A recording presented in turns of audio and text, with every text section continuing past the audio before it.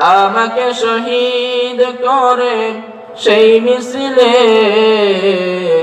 শামিল করে নিও।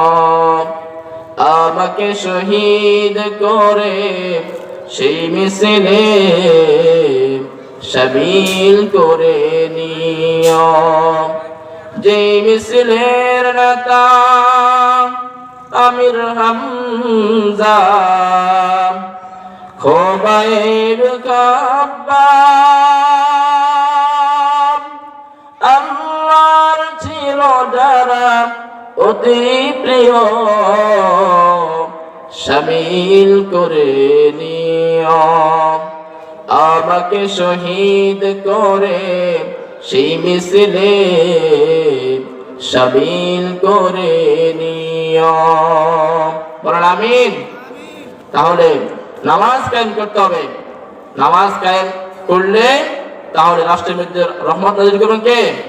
আল্লাহ তাআলা, ঠিক কি না? এই জন্য সাহাবায়ে কেরাম যখন সুযোগ পাইতেন তারা তখন নামাজ দাঁড়াতেন। তারা যখন সুযোগ পাইতেন তখন নামাজ দাঁড়াতেন। এক দুই সাহাবীকে এক যুদ্ধের ময়দানে শত্রুদেরকে পাহারা দেওয়ার জন্য আল্লাহ রাসূল সাল্লাল্লাহু আলাইহি সাল্লাম দুজন সাহাবীকে দায়িত্ব দিলেন, তোমরা পাহারা দাও।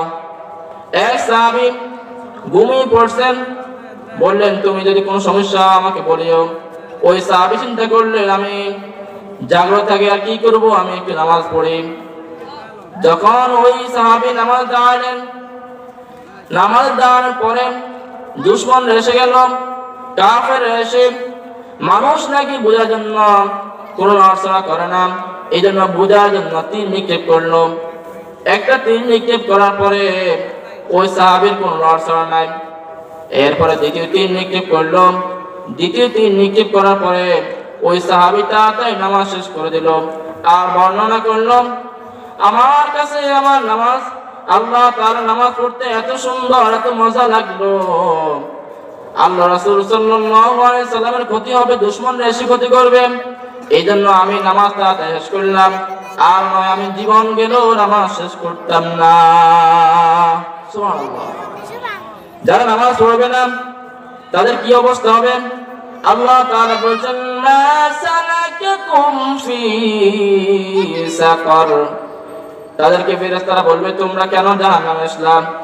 তারা বলবে ক্বালু লাম নাকু মিনাল মুসাল্লিন ওয়া লাম নাকু নুতঈমুল মিসকিন। দুনিয়া থেকে অবস্থা আমরা নামাজ পড়তাম না, মিসকিনদেরকে খাওয়া দিতাম না, এই জন্য আজকে আমরা জাহান্নামের অধিবাসী হয়ে গেলাম। কিয়ামতের ময়দানে সর্বপ্রথম নামাজের হিসাব হবে। রাসূল করিম সাল্লাল্লাহু আলাইহি সাল্লাম বলেছেন, আউয়ালু মা ইউহাসাবু বিহিল আবদু ইয়াওমাল কিয়ামাতিস সালাম। কিয়ামতের ময়দানে সর্বপ্রথম নামাজের হিসাব হবে, ঠিক কি না? এই জন্য নামাজ কখনো ছাড়া যাবে না। নামাজ সুন্দর পড়তে হবে।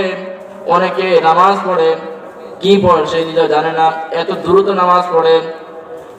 এই জন্য নামাজ পড়তে হবে রাখছে। কারণ হলো সিজদা যত লম্বা দিবেন, রুকু যত লম্বা করে দিবেন, তখন আপনার নামাজ অনেক সুন্দর হবে। কারণ হলো সিজদা দেওয়ার মাধ্যমে আমরা আল্লাহ তাআলার নিকটবর্তী হতে পারি। সুবহানাল্লাহ। সব থেকে আল্লাহ তাআলার নিকটবর্তী কখন হয়? রাসূল করিম সাল্লাল্লাহু